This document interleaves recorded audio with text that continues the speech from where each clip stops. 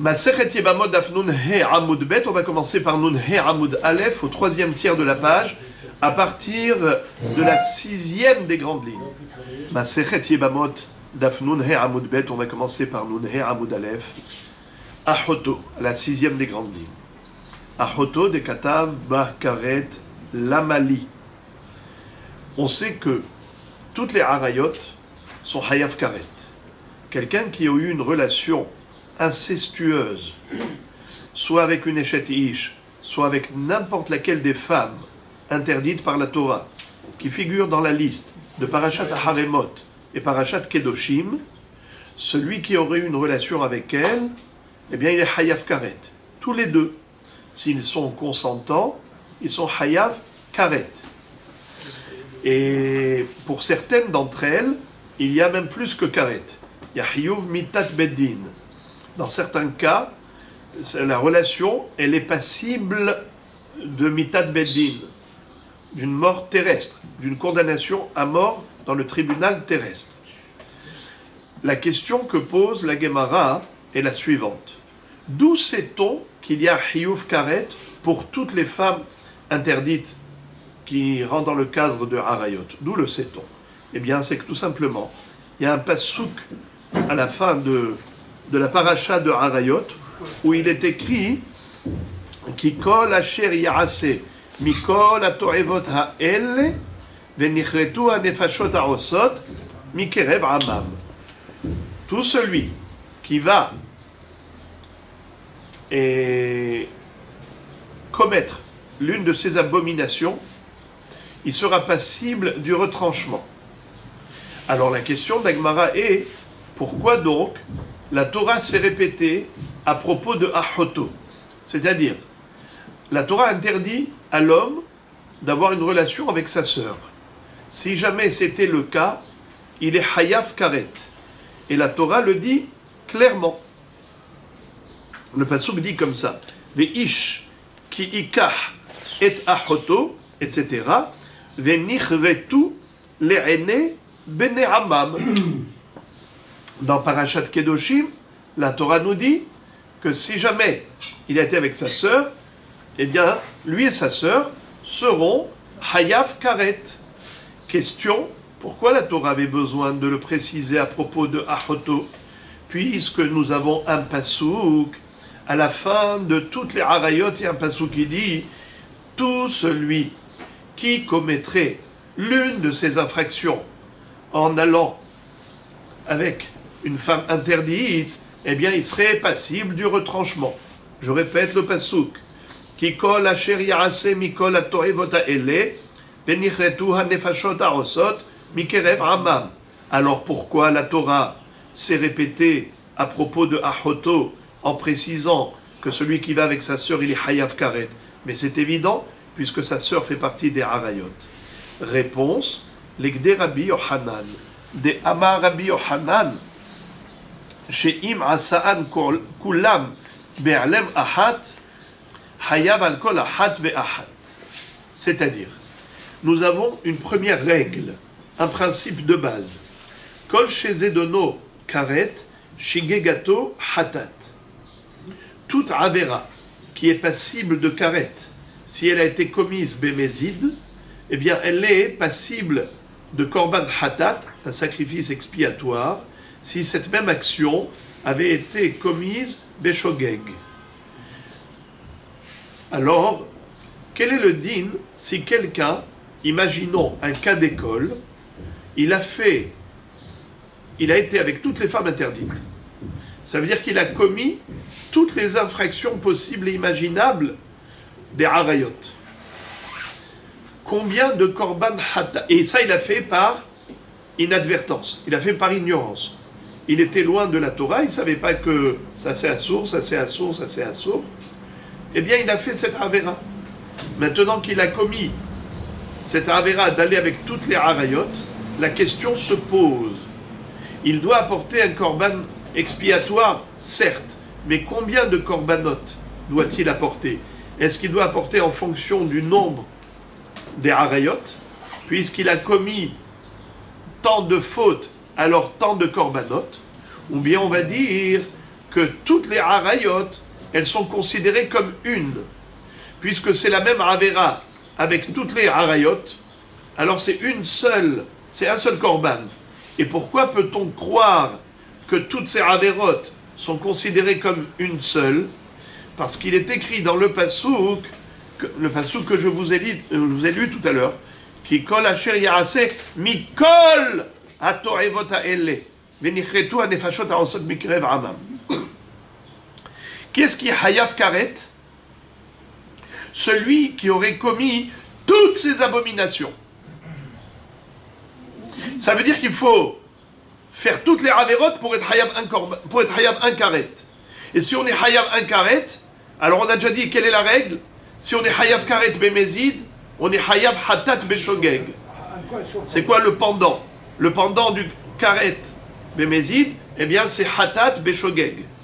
Alors on aurait pu penser qu'il faut avoir commis toutes les averot par rapport à toutes les harayot. C'est là qu'on est hayav un seul karet. Et donc si c'était toutes les harayot beshogeg, on est hayav un seul korban hatat. C'est pour cela que la Torah a écrit karet à propos de Achoto. Pour dire Achoto, elle fait partie du globe, de toutes les harayot. Et on a dit que toutes les harayot, hayav karet.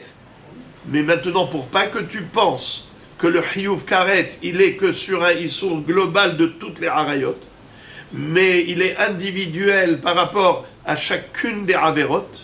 C'est pour cela que la Torah a écrit Achoto et elle l'a fait sortir du lot pour dire de la même façon qu'on est hayav karet pour Achoto et donc on est hayav hatat pour Achoto, car hatat et karet ça va de pair, karet bemezid, hatat beshogeg. Ainsi pour chacune des harayot, il y a karet bemezid et hatat beshogeg. On n'a pas besoin de faire toutes les harayot pour être hayav un karet. Non, même une seule herva entraîne un karet et par voie de conséquence un korban hatat beshogeg. Les hayev hatat alkol ahat ve'ahat. Voilà pourquoi la Torah elle a écrit karet be'achoto, bien qu'elle avait déjà écrit karet pour toutes les harayot. Comment s'appelle ce code de la Torah? Ça, ce que je viens de dire, c'est l'un des codes qui permettent d'interpréter la Torah.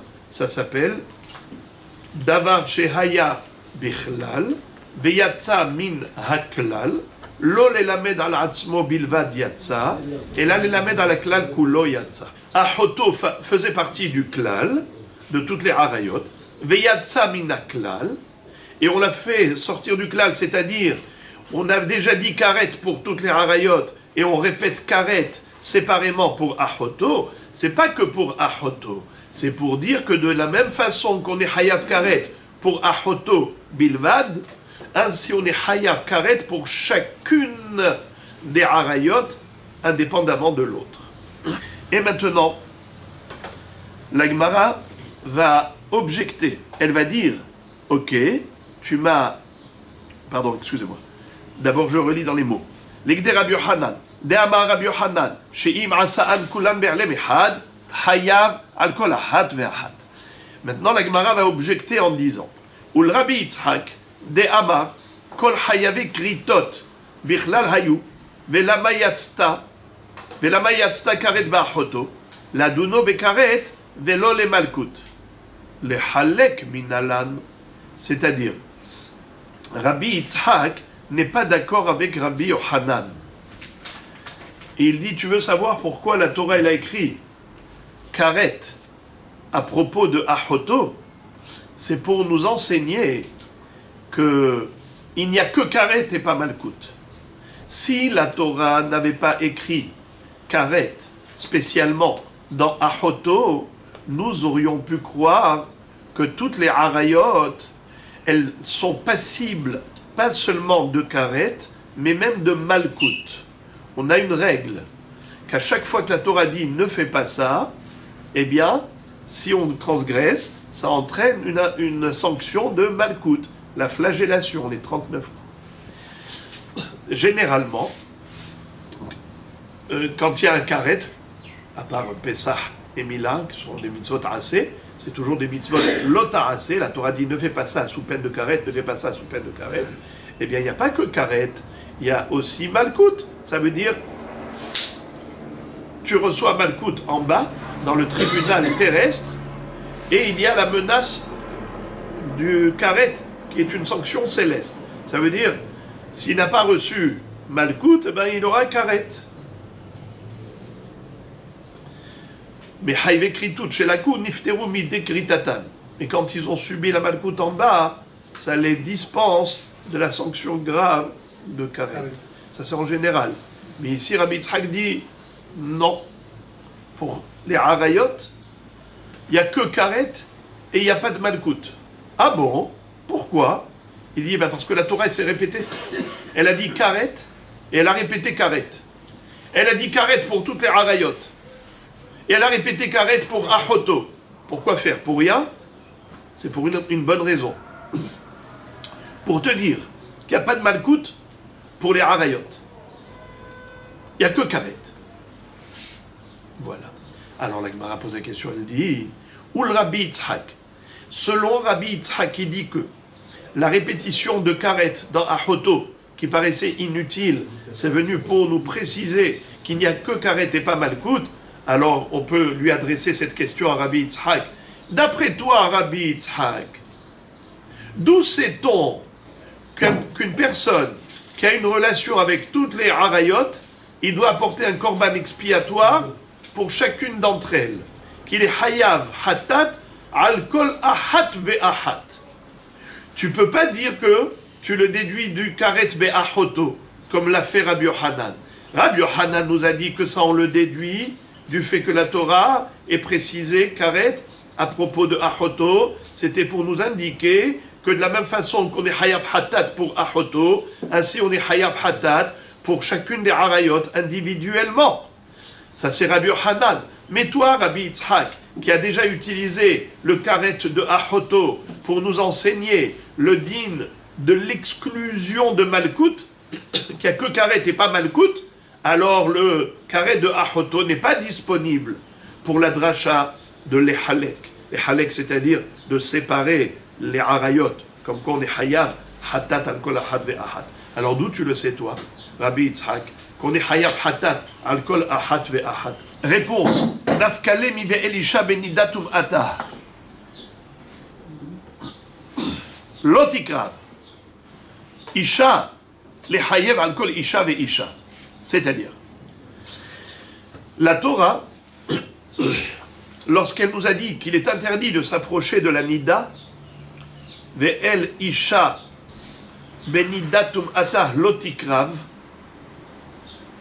elle a écrit un mot de trop.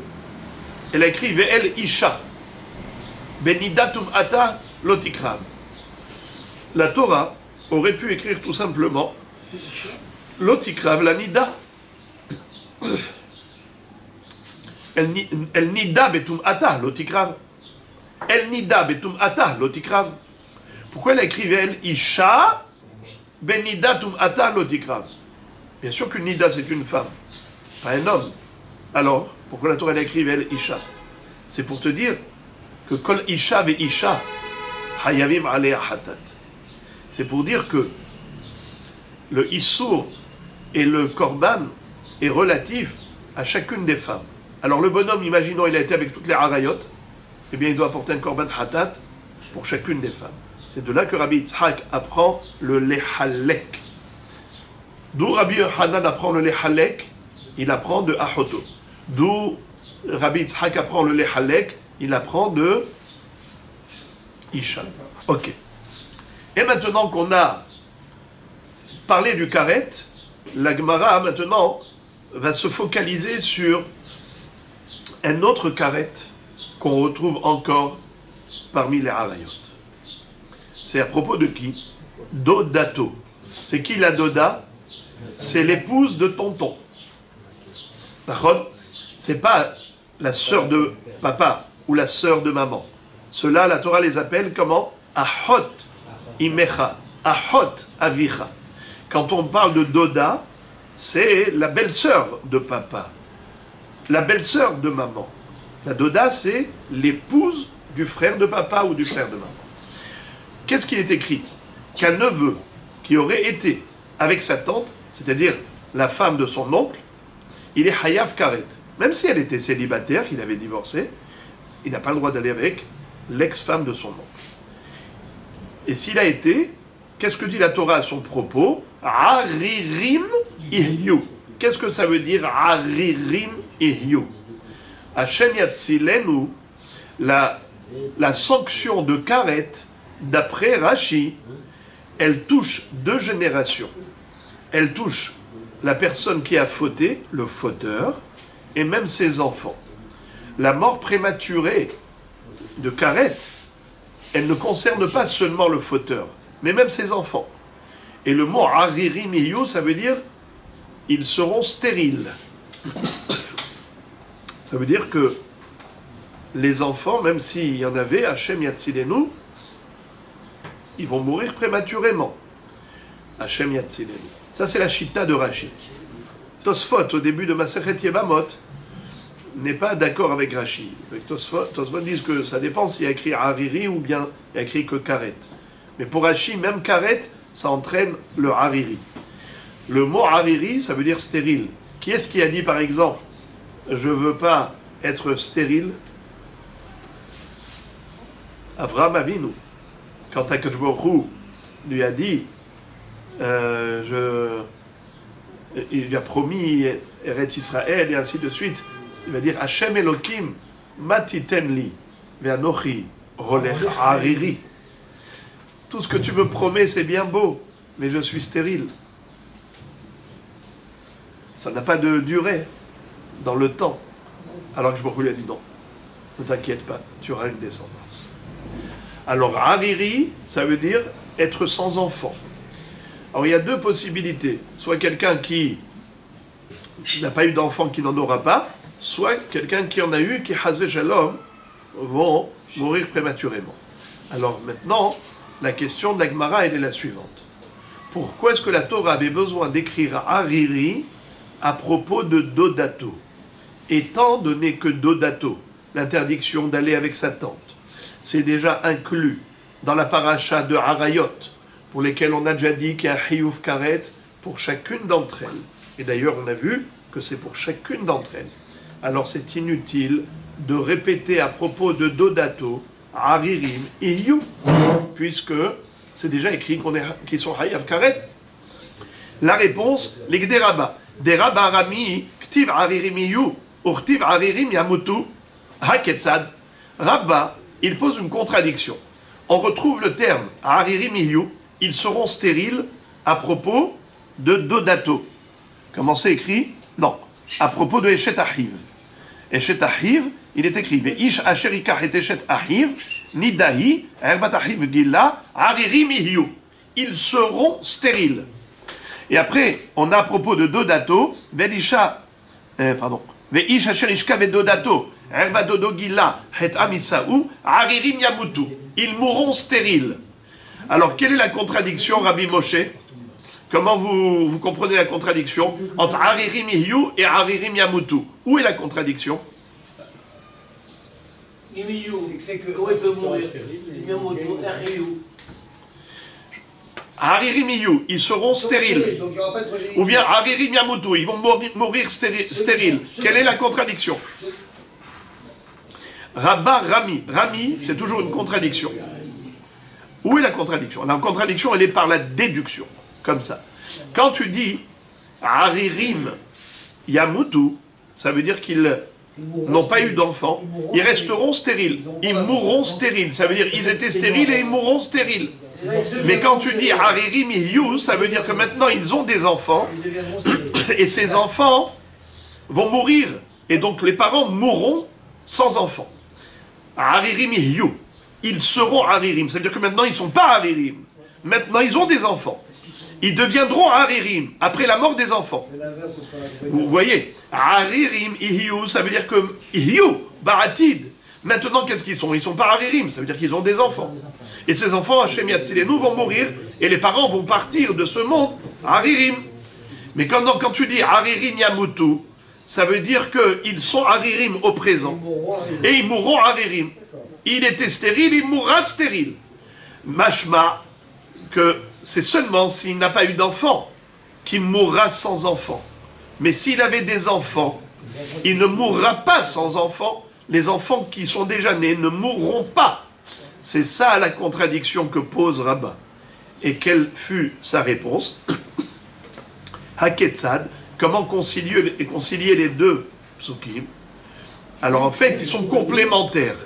Les deux psukim, ils ne sont pas opposés, ils sont complémentaires. Yesh lo banim kovran, en lo banim holer hariri. C'est-à-dire que la Torah veut dire que Hashem yatzilenu, cet homme, coûte que coûte, il quittera ce monde sans enfant. S'il n'en avait pas, il n'en aura pas, et s'il en avait, il les enterrera. Hashem yatzilenu. Dans tous les cas de figure, il partira d'ici à Hariri. Ve'itzterich le mirtav, et pourquoi la Torah avait besoin de préciser les deux? Ve'itzterich le mirtav, Hariri miyu, ve'itzterich le mirtav, Hariri miyamutu. Pourquoi il fallait préciser les deux cas de figure? De'i katav rahamana Hariri miyu, hava amina adhet e. Si la Torah avait dit Hariri miyu, alors j'aurais pu penser que lesquels enfants mourront, c'est seulement les enfants qui sont nés avant la faute. Alors on lui dit, Hariri miyu, tu as eu des enfants, sache que ceux-là partiront à cause de ta faute. Tu as causé leur mort. Et donc le fauteur, il partira d'ici stérile de ces enfants-là qui sont déjà nés. Haririm iyu. Ça veut dire quoi, Haririm iyu? Maintenant, il n'est pas Hariri. Maintenant, il a eu déjà des enfants. Et il deviendra Hariri parce qu'ils mourront. Mais par contre, s'il n'avait pas d'enfants, et que maintenant, il va en avoir, ceux-là, ils ne mourront pas. Parce que Hariri mihiyu, ça veut dire que c'est seulement dans le cas où il a des enfants à l'heure actuelle, et on lui dit, ils vont mourir. Mais s'il n'avait pas d'enfants jusque-là, personne n'a dit que les enfants qui vont naître par la suite mourront. Après la faute. Après la faute, les enfants qui sont nés après la faute, ceux-là, personne n'a dit qu'ils mourront. Eh bien, c'est pour cela que la Torah va dire Hariri miyamutu. Je répète, aval mehet eva ilar, lo, mais les enfants qui vont naître après sa faute, j'aurais pu penser que ceux-là ne mourront pas du vivant du fauteur. Katavrahamana Hariri miyamutu. Eh bien, c'est pour cela que la Torah, elle a rajouté Hariri miyamutu pour dire que même les enfants qui naîtraient après la faute, même ceux-là mourront à Hashem yatzilenu. Ve'i katavrahamanai haririm yamutu. Et si la Torah n'avait écrit que le deuxième passou, haririm yamutu, hava amina mehet eva elar, aval me'ikara lo tzricha. Et si on avait écrit que haririm yamutu, et pas haririm yihyu, j'aurais pu penser que c'est seulement les enfants qui naîtraient après la faute du fauteur, c'est ces enfants-là qui mourraient. Mais les enfants qui étaient nés auparavant, peut-être que ceux-là survivraient. C'est pour cela que la Torah a écrit aussi Haririm Ihyu. Ça veut dire que même si maintenant il a déjà des enfants, il avait des enfants auparavant, avant la faute, eh bien, ce monsieur n'est pas Hariri à l'heure actuelle, mais il le deviendra. Haririm Ihyu. Il le deviendra parce que même les enfants qui sont nés au passé mourront. Hashem yatzilenu. Donc maintenant, avec ces deux phrases, Haririm Ihyu et Haririm Yamutu, ces deux phrases sont complémentaires pour dire non seulement les enfants du passé, mais même ceux du futur. Et pas seulement ceux du futur, mais même ceux du passé. Hashem yatzilenu, ils vont tous en pâtir à cause de la faute du Père. Et maintenant, la Gemara revient en arrière à propos du din de Hara'a. C'est-à-dire, Hara'a, c'est le début d'une relation.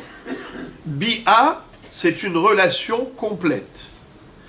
On a appris que l'interdiction d'aller avec une femme qui est interdite, c'est pas seulement si la relation était complète, même le début d'une relation, est considéré comme une relation entière, et par conséquent, il sera hayav karet pour une ha'ara'a, tout comme pour une bi'a.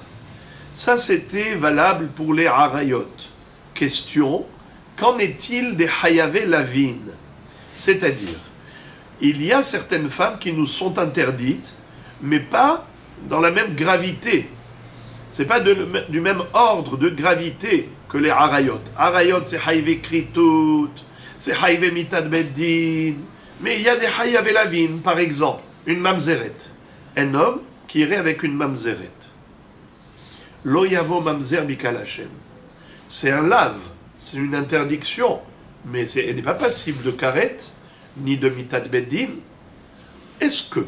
Alors qu'est-ce qu'il va subir le bonhomme qui va avec une mamzeret par exemple? 39 coups. Boum boum, malkout. Ok. Maintenant, quel est le din si en fait il a eu juste un début de relation avec elle? Il n'y a pas une pénétration totale. Alors, est-ce que il recevra les 39 coups juste pour la ha'ara'a ou pas? Alors, on nous dit que oui. Et la question d'Agmara, elle est que minalan, d'où le sait-on? Tu m'as déjà démontré que la ha'ara'a pour les harayot, c'est considéré comme une bi'a. Ça a été démontré clairement. C'était toute l'étude, n'est-ce pas, qu'on avait déjà vu auparavant. Mais maintenant, question, est-ce qu'on a également des références pour hayavé la ville? La Gemara répond, oui, on a une référence. Mid de galera hamana, shirvat zera, gabe shivha harufa, miklal de kol hayavé la ville, be'ara'a. C'est-à-dire, à propos d'une shivha kenaanite. Vous savez qu'est-ce que c'est qu'une shivha kenaanite? Une servante qui était Goya de Kenaan, et on l'a acquise, on l'a achetée. Un juif a acheté cette servante cananéenne.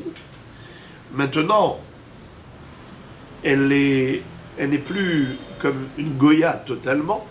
Elle n'est pas juive, évidemment, mais elle est entre deux, on va dire. Moitié-moitié, entre deux chaises. On n'a pas le droit d'aller avec des shfahot. Un juif qui irait avec une shifha, étant donné que les kiddushin ne peuvent pas avoir lieu, alors cette bi'a, c'est une bi'a de znout, et il transgresse le issour de l'oïe kadesh bivne Israël. Ou une femme juive, une fille juive qui irait avec un evet kenaani, avec lequel elle ne peut pas établir une alliance de kiddushin, eh bien, ça s'appelle bi'at znout. Elle transgresse le issour de l'otiye kedesha mi benot Israël. Qu'est-ce que ça veut dire l'otiye kadesh? Et que veut dire l'otiye kedesha? Kadesh, ça veut dire une zona, un homme qui fait znout. Kedesha, c'est une femme qui fait znout. Pourquoi la znout s'appelle Kedesha? Vous savez pourquoi? Parce que généralement, une femme ou un homme qui se livre à la prostitution, qui est consacré à cela, ça s'appelle Mekoudash lésé. C'est vraiment un euphémisme. Un euphémisme. Ça veut dire c'est antinomique, c'est mamash le contraire. On a la Kedusha et on a la Kedesha. La Kedusha, c'est la sainteté, et diamétralement opposée, c'est la Kedesha. C'est consacré. Elle est consacrée à la Znout. Il y en a un qui est consacré à Dieu, c'est la Kedusha, et on a la Kedesha, celle qui est consacrée à la Znout. Quand on est Mekadesh une femme, on lui dit Hareat Mekudeshet li, tu m'es consacré. Bon. Pourquoi une relation hors mariage ne porte pas le nom de Kedesha? Pourquoi c'est seulement avec une shifha qu'il y a le issour de l'oye kadesh? C'est que la servante ou le evet kenaani, shifha kenaani ou evet kenaani, les kiddushin sont impossibles. Donc cette relation, elle est totalement considérée prostitution. Kiddushin, impossible. Donc c'est un lave. Celui qui est avec une shifha, il reçoit des coups. 39 coups.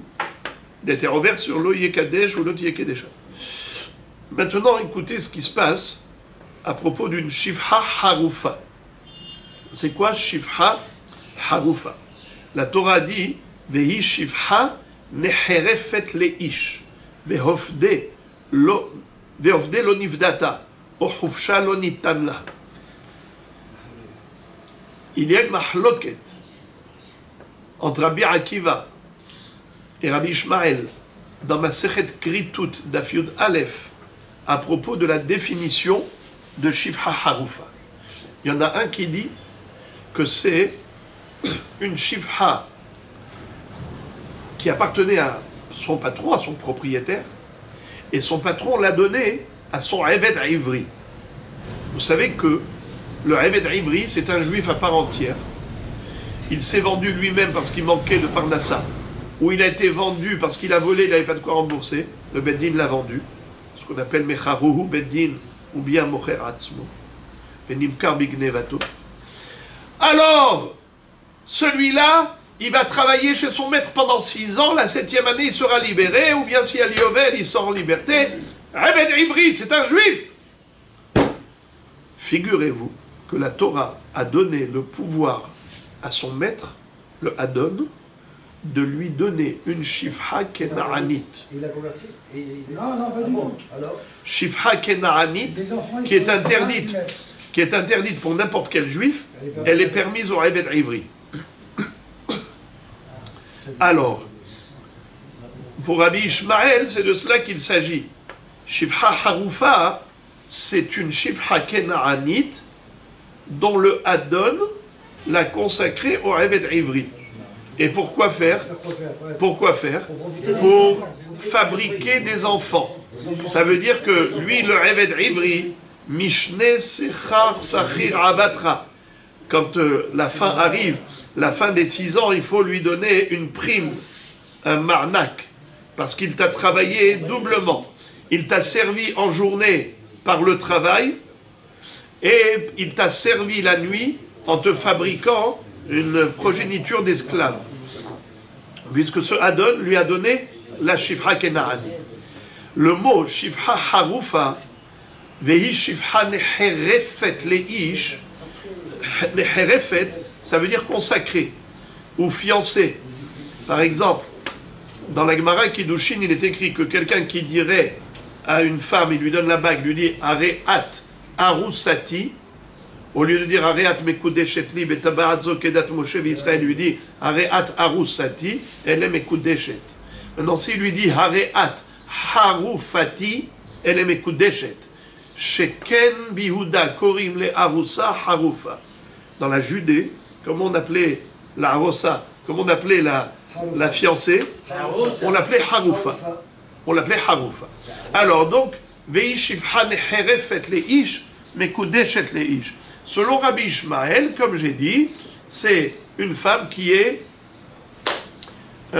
complètement shifha, et elle est, regardez s'il vous plaît Rashi, au bas de la page.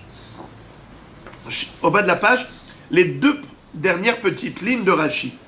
Shifha harufa, shifha kenaanit, hameoreset, le'eved ivri, shemutarba, kedirtiv, im adonav, itenlo isha.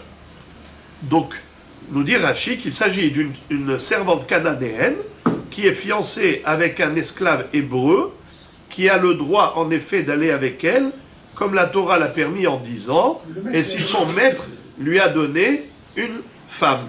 Imadonav itenlo isha. C'est qui la femme que le maître va lui donner à son Eved Ivri? C'est la shifha kenaanit. Mais je ne vous cache pas que dans ma Masechet Kritut, on a la shita de Rabbi Akiva. Et Rabbi Akiva dit non, on ne parle pas d'une shifha qui est entièrement shifha.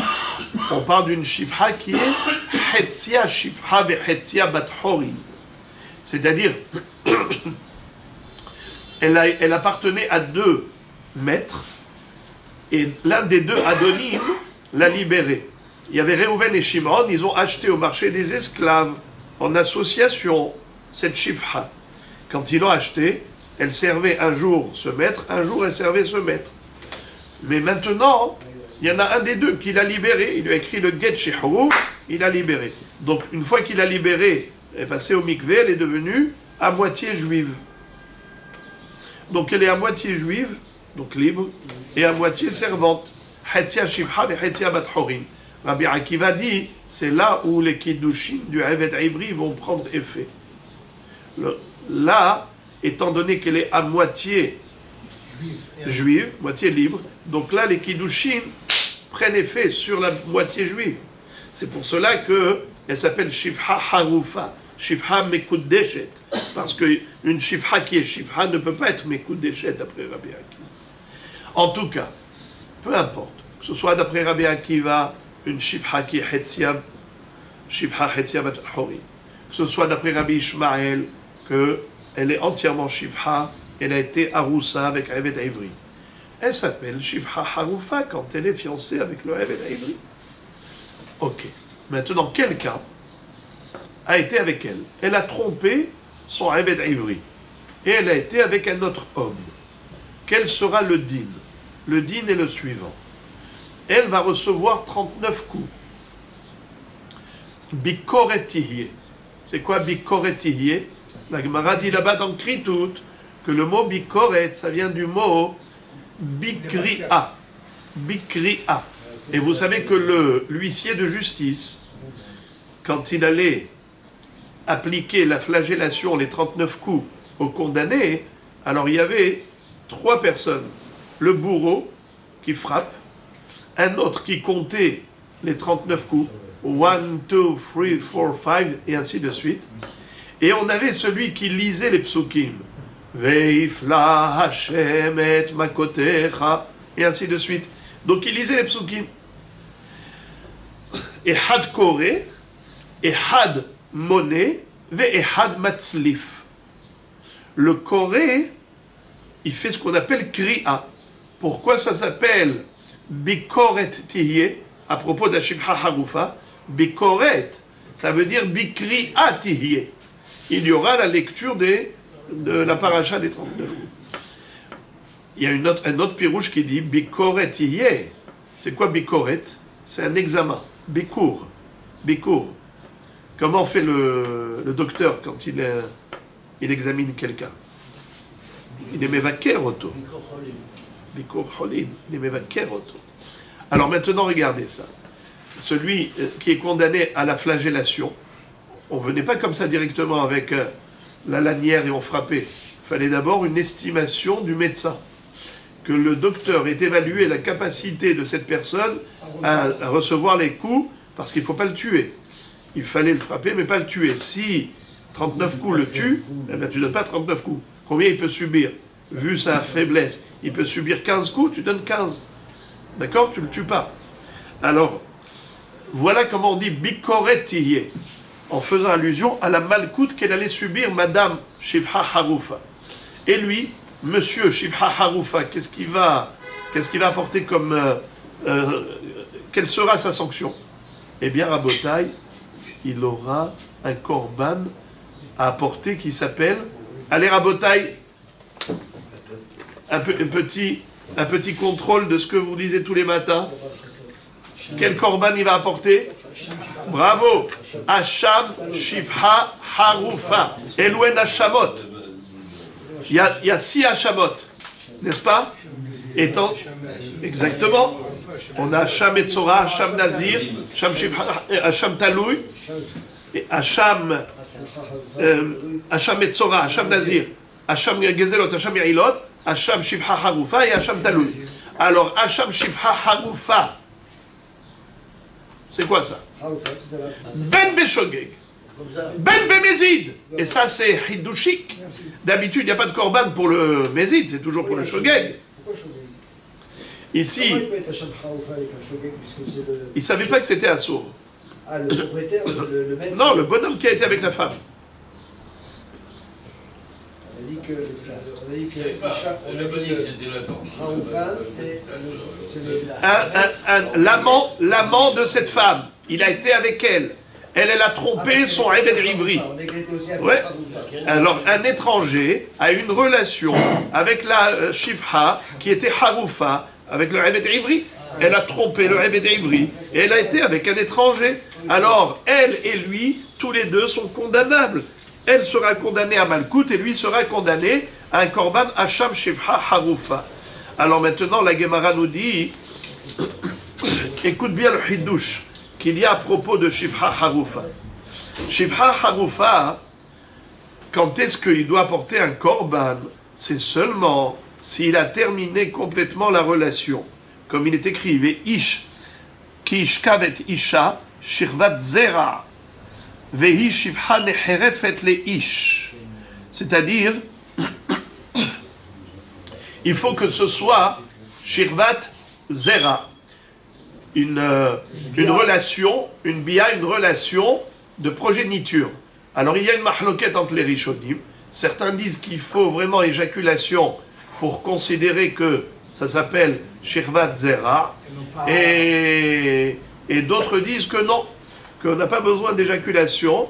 S'il y a une pénétration totale, ça s'appelle déjà Raoui Azria, puisque s'il avait éjaculé, elle serait tombée enceinte. Donc, c'est plus une ha'ra'a, ça s'appelle une bi'a shlema, et il y aura le même hiyuv de malkout pour elle et de korban hacham shifha haroufa pour lui. Mais si ce n'était pas une relation parfaite, s'il n'y avait pas ici une bi'a shlema, c'est pas shirvat zera, alors ça s'appelle ha'ra'a. Si ça s'appelle ha'ra'a, il n'y a pas de hiyuv de ha'ra'a pour une shifha haroufa. Alors répétons, il existe deux sortes de relations. L'une qui s'appelle Ha'ra'a, c'est un début de relation. L'autre qui s'appelle Shirvat Zera, c'est une relation totale. Maintenant, si le bonhomme il a été avec une Hayavé Lavine, c'est-à-dire par exemple, un homme il est parti avec une Mamzeret, il a transgressé le lave de l'Oyavo Mamzer Mikael Hashem. Il doit recevoir 39 coups. Est-ce que, s'il a eu juste une ha'ra'a avec elle, juste un début de relation avec la mamzeret, il n'a pas une relation totale, est-ce qu'il recevra malkout, oui ou non? On a dit oui. Et question, pourquoi oui? D'où tu sais? Tu ne peux pas inventer des sanctions parce que tu as envie? Réponse, c'est parce que je le déduis du fait que Shifha Haroufa, c'est un lave de lo Ihye Kadesh Bivne Israël. Comme on a expliqué précédemment. Pour cette prostitution, il y a le lave de l'Oye Kadesh. Qu'est-ce qu'il doit recevoir pour cela? Normalement, soit Malkout, si c'était un lave classique, soit Hacham Shifha Haroufa, en l'occurrence pour une Shifha Haroufa. Mais la Torah nous dit que quand est-ce qu'il devra apporter le Hacham Shifha Haroufa s'il a une relation avec la Shifha? C'est seulement si il y a eu Shirvat Zera. Et mashma que c'est seulement pour Shifha Haroufa que la Torah a exigé une relation complète, une relation totale, pour dire qu'il est Hayam Hacham Shifha Haroufa. Cet homme-là, quelle est sa transgression? C'est un lave de l'eau Kadesh. Un lave. Il doit apporter un korban Hacham Shifha Haroufa pour ce lave, mais seulement s'il a complété la relation. Mais s'il avait juste entamé la relation, si c'était juste une ha'ra'a et pas une shirvat zera, il n'y a pas de korban à apporter.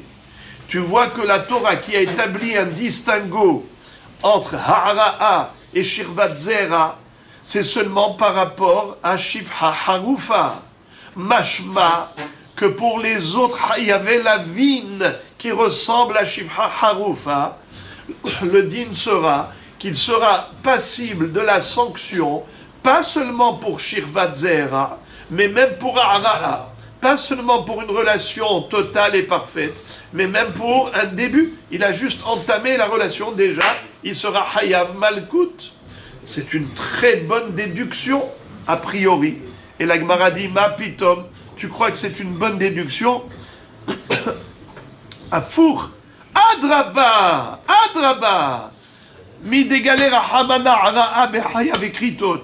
Miklal de Hayav Lavin Bigmar Bia. Je vais te dire que c'est juste le contraire. Hayav Lavin, on n'est pas Hayav pour Ara'a, seulement pour Gmar Bia. C'est-à-dire, un homme qui irait par exemple avec une mamzeret, ou bien par exemple un homme qui prendrait son ex. Vous connaissez l'histoire du monsieur qui a répudié sa femme. Elle est partie, elle s'est remariée avec un autre homme. Après, lui aussi a divorcé. Le premier veut la récupérer. S'il la récupère, qu'est-ce qu'il transgresse? Un lave. Il n'a pas le droit. Et s'il a fait, qu'est-ce qu'il a fait? Il a commis une infraction, un lave, il reçoit malkout. Question, si quand il a repris son ex, il a fait qu'une ara'a, il n'a pas fait gmarbi'a, est-ce qu'il recevra la malkout, oui ou non? C'est-à-dire, est-ce que la Avera, elle est seulement bigmarbi'a ou bien filoubé ara'a? On vient de dire que filoubé ara'a. Quelle en est la preuve? Quelle en est la preuve? C'est que quand la Torah a voulu exiger gmarbi'a, elle t'a écrit shirvat zera. Mashma que dans tous les hayav et lavin où il n'y a pas écrit shirvat zera, on n'a pas besoin de shirvat zera pour être hayav. La hara'a suffit pour être passible de la sanction. Et bien de là tu as déduit que pour tous les hayav et lavin, comme mamzeret ou comme marzir goul château, la hara'a est passible de malkout. La Gemara dit, mais je te dirais le contraire aussi. Tu vois que, à propos des harayot qui sont hayavé kritut et hayavé mitot beddin, la Torah a écrit là-bas ha'ara'a, he'era, et mekora he'era. N'est-ce pas? Alors tu vois que la hara'a, elle a été interdite seulement dans les harayot qui sont hayavé karet. Mais elle n'a pas été interdite dans les hayavé lavin, qui ne sont pas hayav karet. Comment tu peux dire que même pour les Hayav et Lavin, la Hara'a, elle est considérée comme Gmar Bi'a, parce que tu l'as déduit par le contraste avec Shivha Harufa, il y a écrit Shirvat Zera. Mashma que d'Afka, Shivha Harufa, la Torah exige une relation complète, une Bi'a Shlema pour être Hayav, Hasham Shivha Harufa. De là, tu déduis que pour les autres Hayav et Lavin, on n'a pas besoin de Shirvat Zera. Ça suffit à Hara'a pour être Hayav. Mais non, je peux te dire aussi que on peut faire une déduction dans le sens inverse. Quelle déduction? C'est que tu vois que la Hara'a, elle est interdite pour les Harayot qui sont Hayav et Kritut, mashma que pour les Hayav et Lavin qui ne sont pas Hayav Karet, la Hara'a n'est pas interdite, il faut que ce soit vraiment Gmar Bi'a.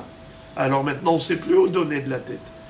Si tu fais une déduction d'un côté, tu dis Hayav, tu fais une déduction de l'autre côté, tu dis Pato. Alors qu'est-ce que je fais? Amar Rav Ashi, Rav Ashi répond Imken lishtokra mishivha harufa. Si tu penses que tous les Hayav et Lavin, on est Hayav que comment on appelle ça, Bigmar Bi'a. Si tu penses qu'on est Hayav que Bigmar Bi'a, mais Hara'a c'est permis. Alors dans ce cas-là, pourquoi la Torah avait besoin d'écrire à propos de Shifha Harufa, Shirvat Zera? Pourquoi elle a écrit Shirvat Zera?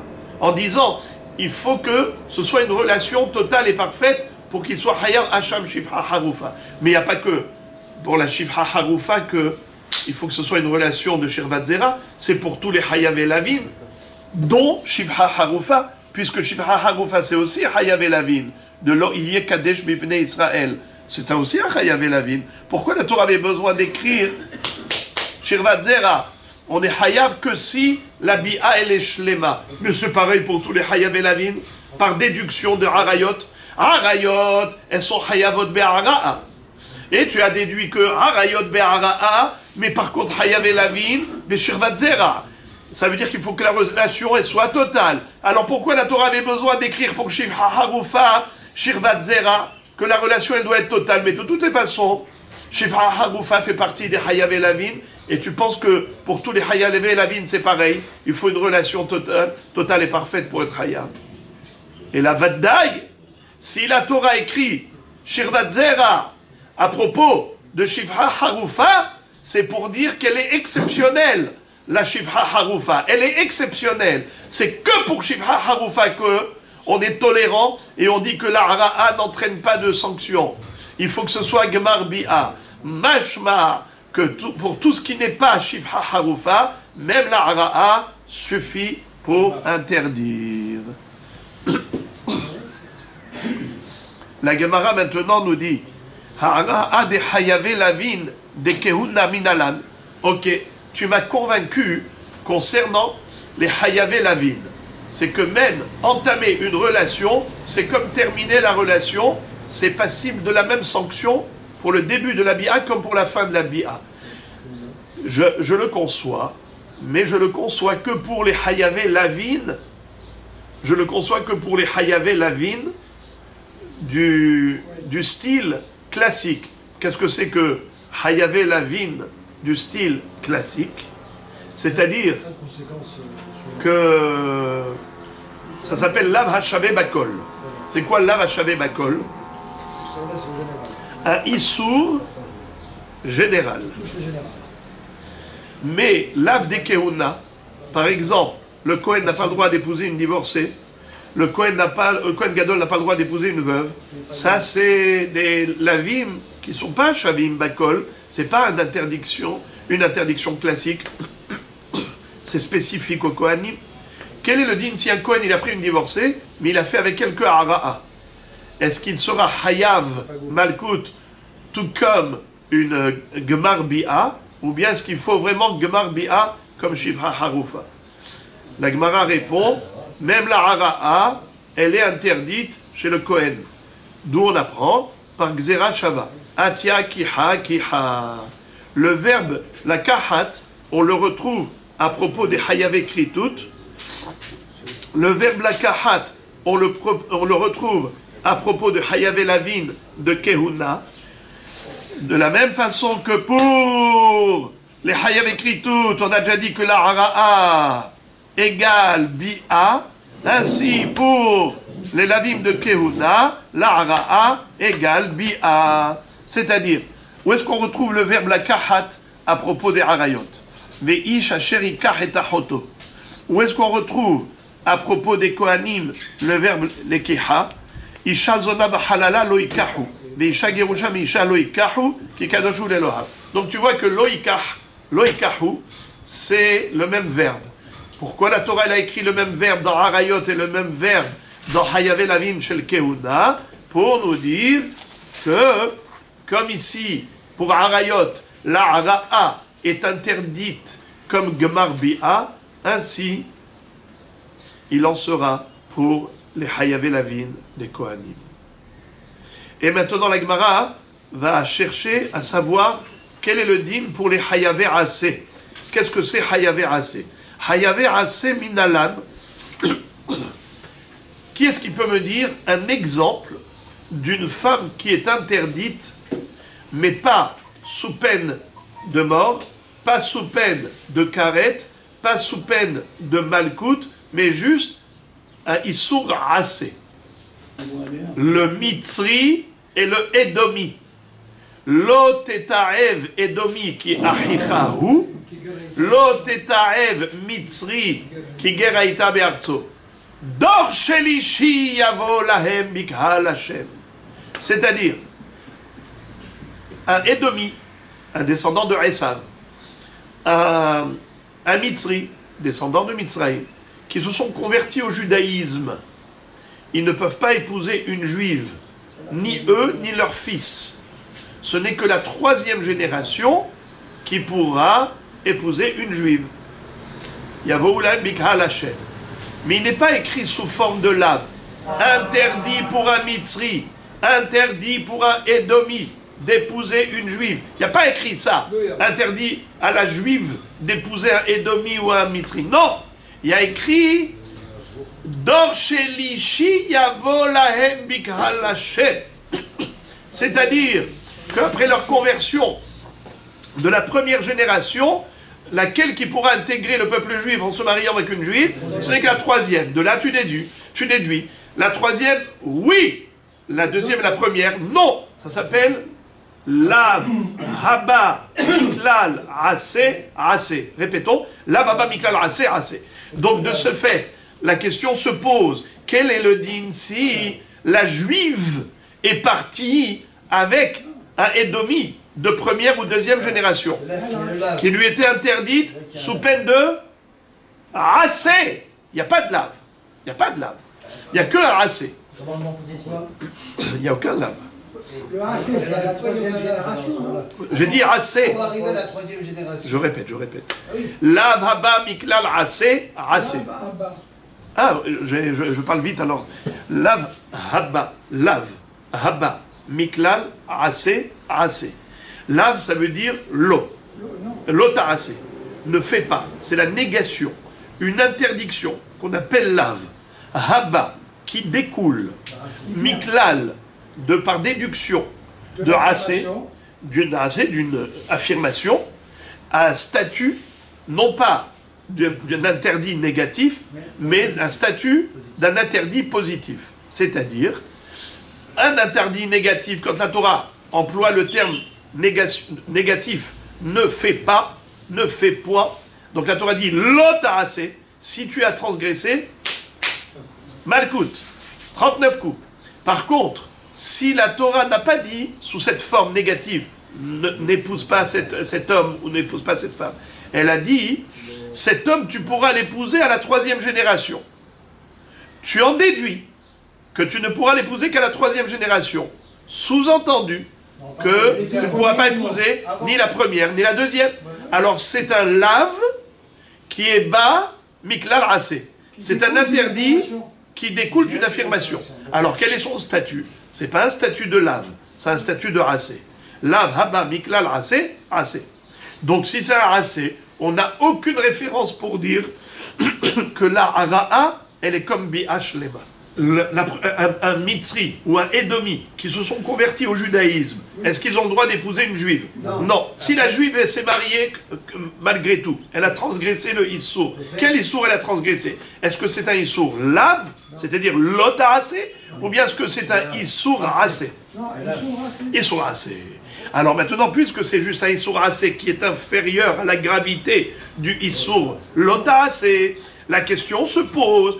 Pour Issour l'Otarasé, on a déjà prouvé que la hara'a, c'est comme la bi'a. Le début d'une relation, elle est interdite comme une relation complète. Question, qu'en est-il lorsqu'il s'agit d'un homme et d'une femme dont leur interdiction n'est que du niveau assez?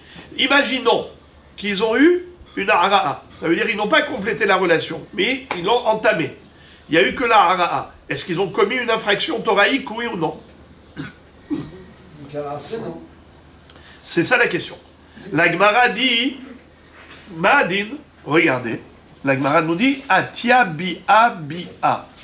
C'est-à-dire, en effet, même la hara'a est interdite, tout comme les lota'asé. Et d'où nous l'apprenons? Par une gezera shava, une analogie, car on a retrouvé le même verbe dans les deux sujets. Lo yavo mamzer bik'al Hashem, et Dor Shelishi Yavo Lahem Mikhal Hashem.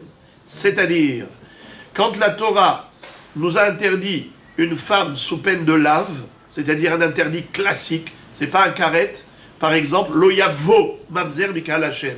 Quelqu'un qui irait avec une mamzeret, ou une juive qui irait avec un mamzer, qu'est-ce qu'on a transgressé? Un lota'asé. Un lota'asé classique. Ça s'appelle lave. Hayave lavin. Maintenant, quel est le din? Et où est-ce que la Torah l'a interdit?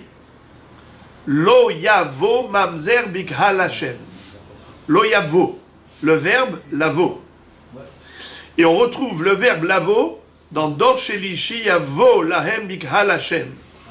Alors, la Gemara répond Yebama la shuk minalan.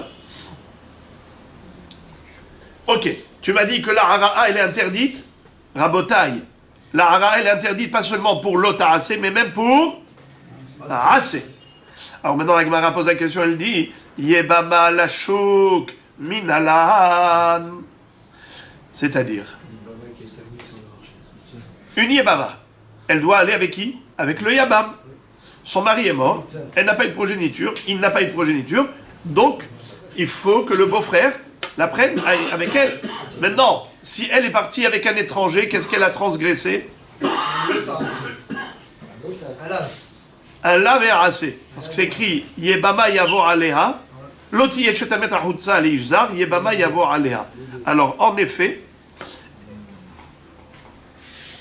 quel est le din si elle a trompé son beau-frère et elle est partie avec un étranger, mais ils n'ont pas une relation complète, juste un début. Un début. Alors, est-ce que la hara'a, elle est considérée infraction, oui ou non? Eh bien, la Gemara dit, pourquoi tu te poses la question? Je ne comprends même pas ta question. Elle n'a pas lieu d'être. Pourquoi? Parce que ici, tu as lot arasé et arasé. Lot yeshetamet ahutza lishzar, lot arasé. Et on a arasé, yebama yavo alea. Mais on a déjà démontré par A plus B que la hara'a, elle est interdite pour les lot arasé. Et on a démontré que la hara'a, elle est interdite pour les hayabé arasé. Alors tu as tous les ingrédients réunis pour dire que la hara'a est interdite. Tu peux m'expliquer ta question? Elle n'a pas lieu d'être. C'est quoi ta question? Tu me dis, Yebama la chouk minalan. Quoi minalan? Tu sais pas d'où on apprend que la hara'a est interdite? Bien sûr que tu le sais. Il y a 2 secondes, on vient de terminer l'étude. Lotarase, asur hara'a. Arase, asur hara'a. Dans Yebama la chouk, tu as les deux. Tu as lotarase, verase. Réponse. Et là, Yebama la yaba minalan. En fait, la question, elle n'était pas d'où on apprend qu'elle n'a pas le droit d'aller avec un étranger. Ça, c'est évident qu'elle n'a pas le droit. Ça veut dire la hara'a, elle est interdite. Mais la question, elle est à l'envers. Avec qui elle doit aller? Avec son beau-frère. Très bien. Imaginons qu'elle a été avec son beau-frère, ils étaient ensemble, mais en fait, il n'y a pas eu une pénétration totale. Il n'y a pas eu shirvat zera. Il y a eu juste un contact des 2 appareils génitaux, c'est-à-dire un début de bi'a. Hara'a. Est-ce que la hara'a suffit pour la mitzvah? C'est-à-dire que le bonhomme, on va dire qu'il a déjà été conné. Parce que, bien sûr que le but, c'est la suite, la progéniture. Mais est-ce que on peut dire que l'acte bi'a, qui est l'action symbolique d'acquisition, ça a eu lieu? Et donc, elle est déjà acquise par ce frère. Vous savez que tant qu'elle n'est pas acquise, il peut y avoir Halitza. Tant qu'elle n'est pas acquise, il peut y avoir un autre frère qui devance. Mais si elle est acquise à celui-là, Nigmar, c'est devenu Eshet Ish. C'est une femme à part entière, une femme mariée à part entière. Si elle a dans ce cas-là, elle est devenue acquise. Voilà. C'est ça ce qu'on est en train de dire maintenant.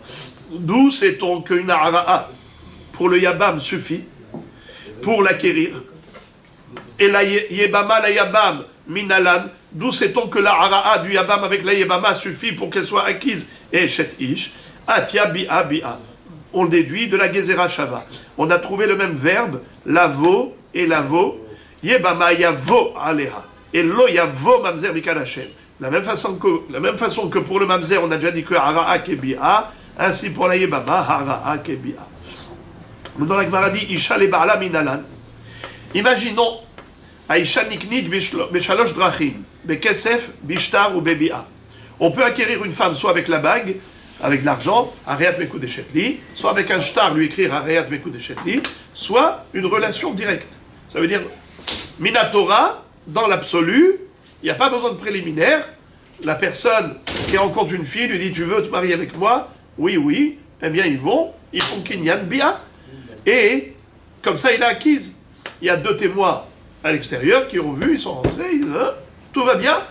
Minatora Knuya. Et est-ce qu'il faut que ce soit une relation totale et parfaite pour qu'il ait acquise, ou bien la hara'a suffirait pour l'acquérir? Eh bien, elle peut être Mekoud Deshet avec la hara'a de la bière. D'où on l'apprend? Atia kiha kiha. Le verbe la kahat, on le retrouve à propos des kiddushin. Ki kah ish isha ou ba'ala. Le verbe la kahat, on le retrouve à propos de achoto. Pour les harayot, on a dit que la hara'a kebi'a. Et à propos des harayot, il est écrit Ish asheri kah et achoto. Donc le verbe la kahat qui est commun aux 2 sujets nous permet de déduire que Hara'a Kebi'a. Encore. Maintenant qu'on a compris que toutes les femmes, à part la Shifha Harufa, toutes les femmes sont interdites, ou plutôt celles qui sont acquises. Ça peut se faire avec un début de bi'a comme la fin de la bi'a, ha'ara'a kebi'a, sauf la shifha harufa. Amarava lamali de katab rahamana, shirvat zera be shifha harufa, shirvat zera be shet ish, shirvat zera be sota. Pourquoi la Torah, elle a écrit 3 fois le terme shirvat zera? Une fois à propos de la shifha harufa, comme on a déjà vu.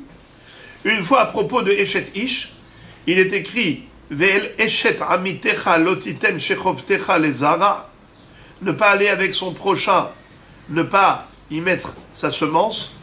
Et Shirvat Zera Besota, et la femme qui aurait commis un adultère, qui a trompé son mari, et en étant avec cet homme, Beshachavi Shota Shirvat Zera. Il a eu avec elle une relation Shirvat Zera. Pourquoi pourquoi ces 3 mentions? Alors la Gemara répond Des Shifha Harufa Kede Amran. À propos de la Shifha Harufa, on a déjà expliqué que c'était pour exclure le din général. En général, l'interdiction, elle n'a lieu que. Elle a lieu déjà avec une Hara'a. Pas besoin d'une bi'a complète pour être en infraction. À l'exception de la Shifha Harufa.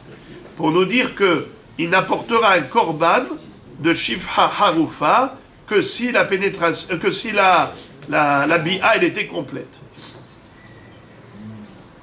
De'eshet ish, prat le meshamesh met. Qu'est-ce que ça veut dire? Pourquoi la Torah écrit Shirvat Zera à propos de Eshet ish? C'est puisqu'on a dit que même Hara'a, pour toutes les Harayot, la Hara'a suffit pour le condamner, alors pourquoi à propos de Eshet Ish, la Torah écrit Ve'ish, comment ça écrit Ve'shachav, non, Ve'eshet Amitecha lotiten shechovtecha les Zara. Ne pas avoir une relation avec la femme de son prochain, les Zara, comme s'il y avait besoin d'une relation complète pour qu'ils soient condamnables. Mais ils sont condamnés même avec un début de relation, comme on a expliqué. Alors pourquoi la Torah elle a écrit les Zara? Réponse, c'est pour dire que si le membre, la verge n'était pas en état d'érection, eh bien, il n'est pas Hayav Mita. Il ne sera Hayav Mita pour la Hara'a que s'il y avait un potentiel de Bi'a. C'est-à-dire que c'était Ever Hay. Mais si c'était Ever Met, le membre mort, c'est-à-dire il n'y avait pas d'érection, alors dans ce cas-là, il n'est pas Hayav Mita, ça veut dire eux ils ne seront pas Hayav Mita, même si ils ont mis en contact l'appareil génital, mais il n'y a pas de Hayuv Mita, puisqu'il n'y a pas eu de Hara'a. La Hara'a n'est considérée comme début de relation à condition qu'il y ait un potentiel. Mais s'il n'y a pas eu d'érection, ça s'appelle Evermet, il n'est pas Hayav. Voilà pourquoi la Torah dit les Zara, ça veut dire qu'il y a une capacité d'éjaculation. Hani Haleman de Amar, la Gemara objecte en disant Hani Haleman de Amar, Met Ba'arayot Patour, El Haleman de Amar Hayav Maïika le Memar. Il y a une mahloket dans ma Sechet Shvuot d'Afiut Het, là-bas entre les Hachamim, à savoir est-ce que Be'emet, quelqu'un qui a une relation avec une femme avec un membre qui est mort. Il y en a un qui dit, même s'il a introduit avec sa main, c'est pas considéré comme une relation. Il y en a un autre qui dit, oui, c'est considéré comme une relation. Alors maintenant, la Gemara dit, d'après celui qui dit que c'est pas considéré comme une relation, alors en effet, j'ai compris pourquoi, à propos de Eshet Ish, la Torah écrit les Zara pour dire qu'ils seront patours. Au cas où c'était avec un Ever Met. Mais d'après celui qui dit que même avec un Ever Met, c'est considéré une relation, alors pourquoi la Torah ici a écrit les Zara? La question revient à la case départ. Réponse, et la prat le meshamesh meta. Desal kada tachamina, ho il ve harmita, nami ikre she'ero, imali hayev ala, be'eshet ish, kamash ma'lan. Qu'est-ce que ça veut dire?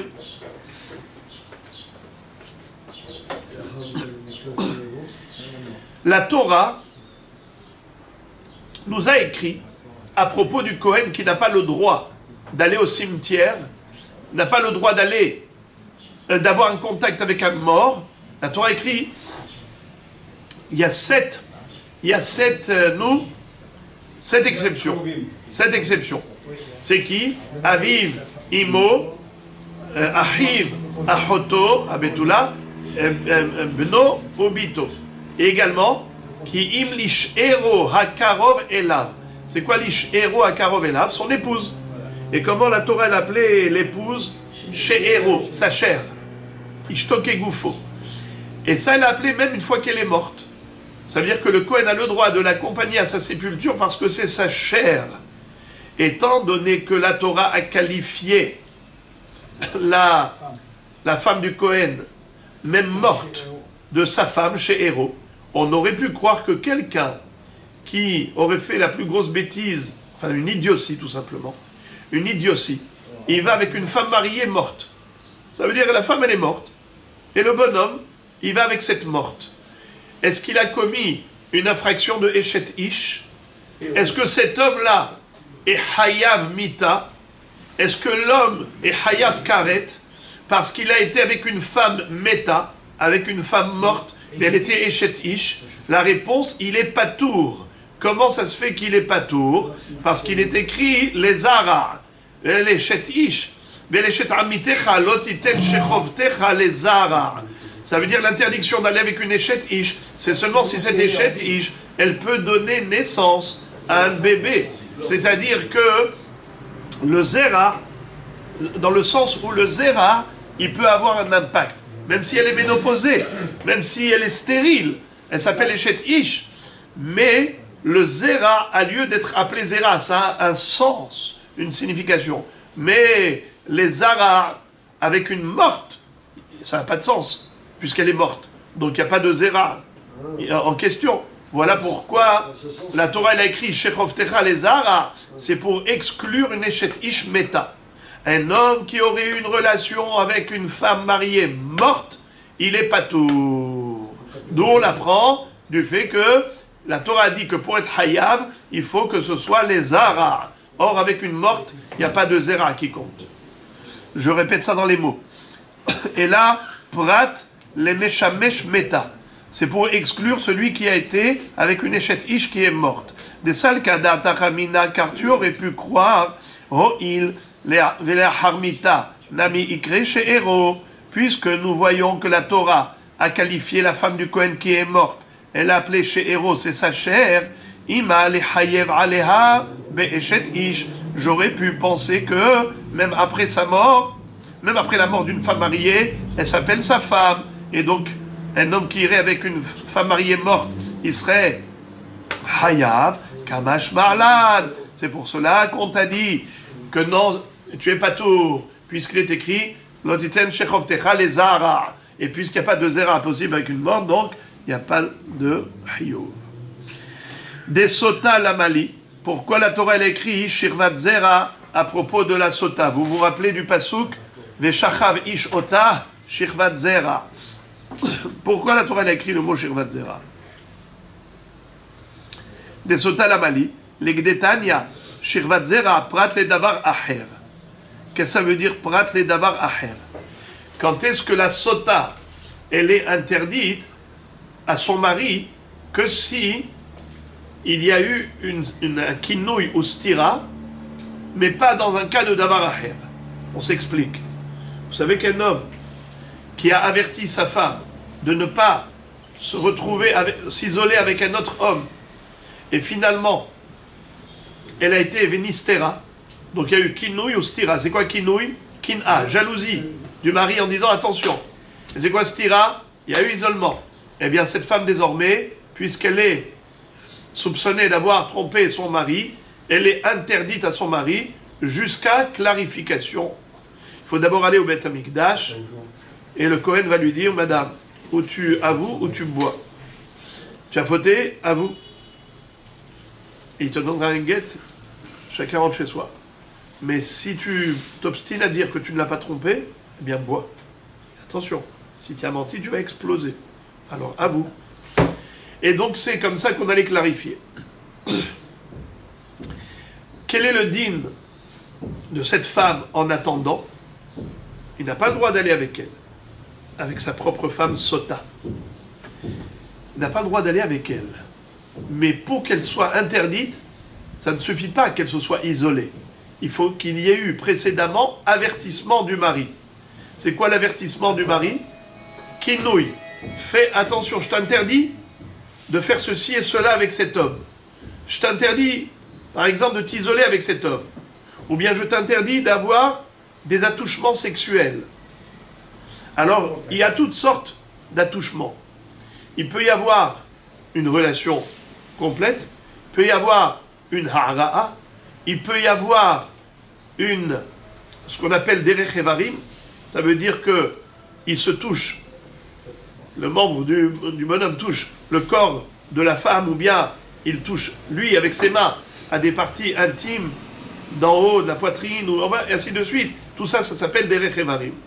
Alors, le mari, quand il avertit sa femme, il peut s'exprimer de manière générale, globale, ou bien il peut rentrer dans les détails et parler de choses précises. Alors maintenant, on va voir de quoi on parle ici quand on dit qu'il a fait un kinouï. Et là, pourquoi il est écrit Shirvat Zera à propos de la sota? Veshachav ish otah Shirvat Zera. Pourquoi il y a écrit Shirvat Zera? Pourtant, on a dit que même la hara'a, c'est comme Shirvat Zera, n'est-ce pas? Et là, les prat les davar acher. Les Gdetania, Shirvat Zera, prat les davar acher. C'est pour exclure davar acher. C'est quoi autre chose? C'est quoi ce autre chose? Maï davar acher. Amar Rav Sheshet, prat les shekinela shelo kedarka. C'est-à-dire que le bonhomme, il lui a dit à sa femme, écoute, je ne veux pas que tu aies une relation anale avec lui. Ça veut dire qu'au lieu de lui dire, je ne veux pas que tu aies de relation normale avec cet homme, il lui a dit, je ne veux pas que tu aies de relation shelo kedarka. À l'envers, c'est-à-dire pas une relation normale, vaginale, mais anale. Alors, qu'est-ce que nous dit la Torah? Des shachav ishota shirvat zera. Est-ce que le zera peut produire un enfant dans une relation anale? Évidemment que non. Alors lui maintenant, quand la Torah dit que le kinouï, c'est quoi kinouï? L'avertissement, la kin'a du mari, l'avertissement. S'il a averti, mais en stipulant qu'il lui interdit uniquement d'avoir une relation avec elle qui est anale. Alors, est-ce que maintenant, ça s'appelle un kinouï? Et si jamais après il y a eu isolement, elle sera interdite ou pas? Eh bien, figurez-vous, qu'est-ce que nous dit Rav Sheshet?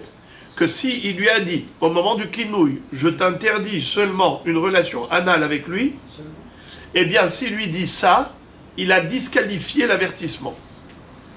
Car l'avertissement doit être général, ou qui permet d'inclure Shirvat Zera, qu'il peut y avoir une descendance, il peut y avoir un enfant qui va naître de ce Zera. Mais s'il lui dit, je ne veux pas que tu aies avec lui une relation anale, ça veut dire qu'il ne peut pas y avoir de Shirvat Zera, il ne peut pas y avoir de Zera, alors le kinouï n'est pas bon. Si le kinouï n'est pas bon, alors après ça, il n'y a pas le din de la sota. Le din de la sota, c'est juste quand elle s'est isolée. Dès qu'elle s'est isolée, plane sur elle le doute. Et dès que le doute plane sur elle, elle est interdite à son mari. Mais quand est-ce que nous avons tous les ingrédients réunis pour l'interdire à son mari? Il faut qu'il y ait eu kinouï ou stira, avertissement et isolement. Mais cet avertissement, s'il a été tordu, au lieu de lui dire, madame, je ne veux pas que tu t'isoles avec lui, il a été lui dire, écoute, je ne veux pas que tu aies une relation anale. C'est quoi ce truc-là? N'importe quoi. Eh bien, ça ne répond pas aux critères. Parce que il n'y a pas de Shirvat Zera. Mais Shachavi Shota Shirvat Zera.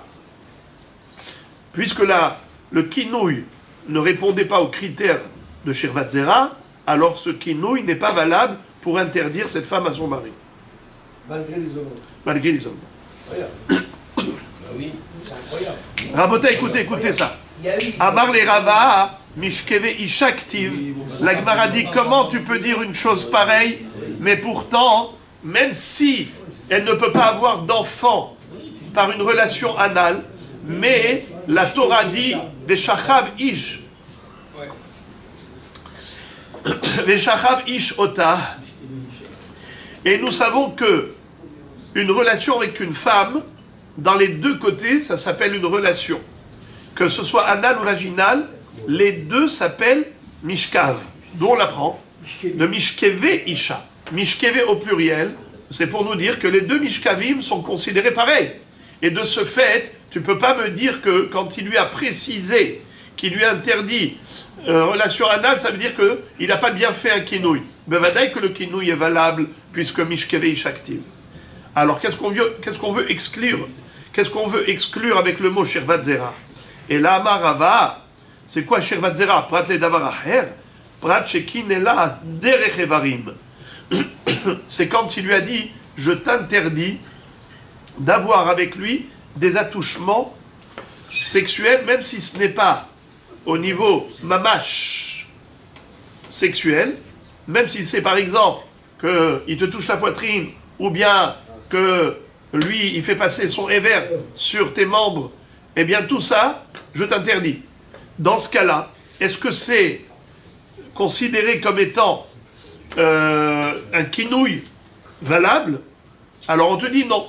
Shirvat zera et pas derech evarim. Parce que tout ce qui est juste en contact des membres. Ça veut dire quoi? Que la Torah elle avait besoin de nous dire que dans ce cas-là, le kinouï n'est pas valable. Mais c'est évident. Vechi amarle abaye pritsuta sarah hamana. Mais c'est évident. Donc dans la Torah, elle n'a pas dit qu'une femme qui a fait pritsut, elle est interdite à son mari. Si quelqu'un lui a touché ses membres ou bien, peu importe. Une femme, elle n'est pas interdite à son mari. Juste parce que quelqu'un l'a touché comme ça avec sa main. Alors, quel est le chidouche? On a besoin de dire que ça, c'est pas un bon kinouï. Mais c'est évident que c'est pas un bon kinouï. Quand il fait un kinouï derech evarim, qui lui parle que des evarim, mais c'est évident que ça, c'est pas un kinouï. Donc c'est sûr que la femme ne serait pas interdite à son mari si ensuite il y a eu isolement par rapport à un avertissement qui est tordu. Parce que ça, c'est pas un kinouï normal. Et là, Marabaye, prat le shekinela bin shika. Qu'est-ce que ça veut dire? Il lui a dit, je t'interdis d'avoir avec cet homme un contact des deux sexes. C'est-à-dire, il a parlé de neshika. Ça veut dire qu'il n'a pas parlé d'une bia normale, d'avoir une relation normale avec lui. Il a parlé de neshika. Et pourquoi est-ce que ça s'appelle neshika? C'est pas un baiser, comme vous l'entendez, une neshika embrassée comme ça, non. On parle du collage de deux éléments. Comme par exemple, le mikvé. Comment on appelle le mikvé quand il y a un bassin d'eau de pluie et un bassin d'eau du robinet? Hashaka. C'est quoi hashaka? Les hashik, c'est mettre en relation, en communication deux choses. Eh bien, en effet, juste un contact.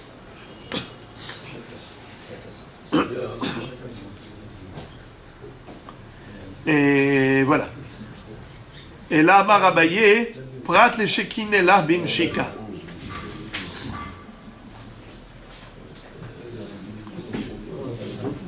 Haniha leman de amar ara'a.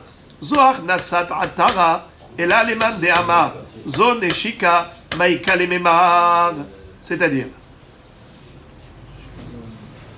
Abaye dit, encore je peux comprendre, d'après celui qui dit que c'est quoi une ara'a, un début de relation, c'est lorsque, un début de relation, qu'on appelle ara'a, c'est quoi le début?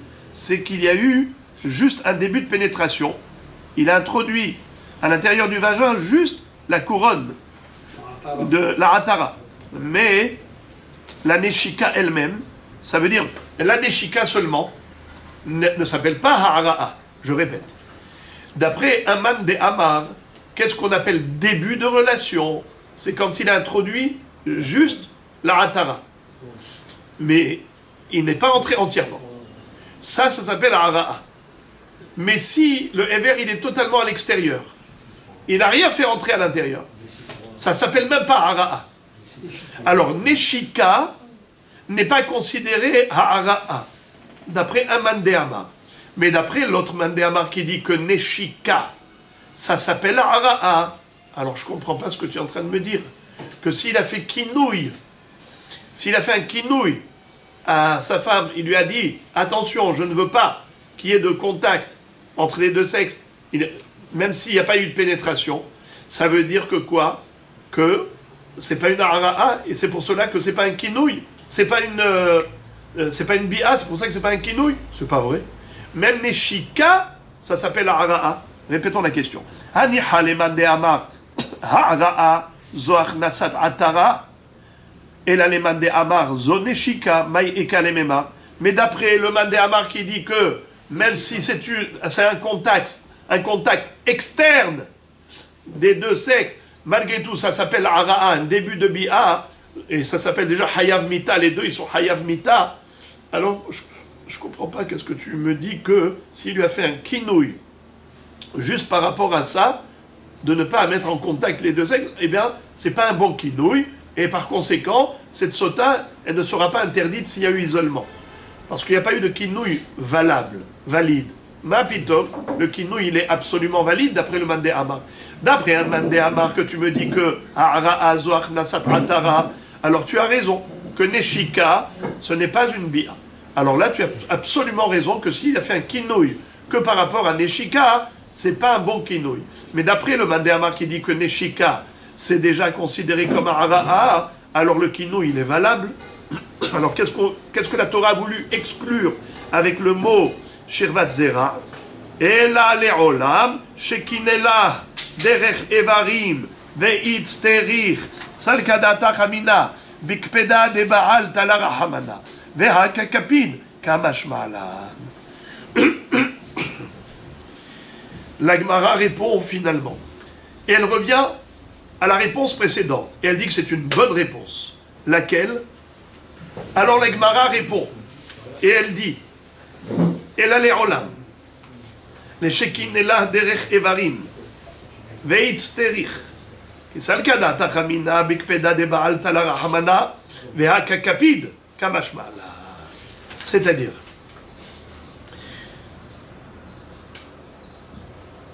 kinela derech evarim, Bémet il lui a dit, je ne veux pas que tu aies avec cet homme un contact, même au niveau Evarim, un contact externe. Je ne veux pas qu'il te touche tes parties intimes, je ne veux pas que toi tu touches tes parties intimes, mais qu'il te sauve. Voilà ce que je ne veux pas. Mais c'est juste Evarim. Et malgré tout, on aurait pu croire que c'est considéré comme un bon kinouille. Pourquoi? Parce qu'on aurait pu croire que le kinouille dépend du sentiment du mari. C'est lui, le mari, en fonction de sa sensibilité par rapport à son épouse, par rapport à sa jalousie, la bonne jalousie, c'est lui qui va fixer les règles du kinouille. Ça veut dire que, en fonction de ce qui le dérange. Et si lui dit, voilà ce qui me dérangerait, eh bien on aurait pu croire que, même ça c'est un kinouille, même si c'est un gderech evarim. C'est pour ça qu'il a fallu écrire des shachav ishota shirvat zera, que non, s'il a fait un kinouille que par rapport à des attouchements avec un individu, un étranger, en disant je ne veux pas que tu aies avec lui un contact physique à l'extérieur, je ne veux pas qu'il te mette la main en haut, je ne veux pas qu'il te mette en haut, ça ne sert à rien. C'est pas considéré un kinouille, et par conséquent, si jamais il y a eu isolement, il n'y aura pas de issour, de sota, le issour à son mari, parce qu'à cause du doute qui plane. Pour que ce soit une femme interdite à son mari à cause du doute qui plane sur elle, il faut qu'il y ait eu les deux éléments réunis. D'abord kinouille et ensuite stira. Mais étant donné que le kinouille n'était pas valide, alors la stira n'a pas entraîné l'interdiction de cette femme à son mari.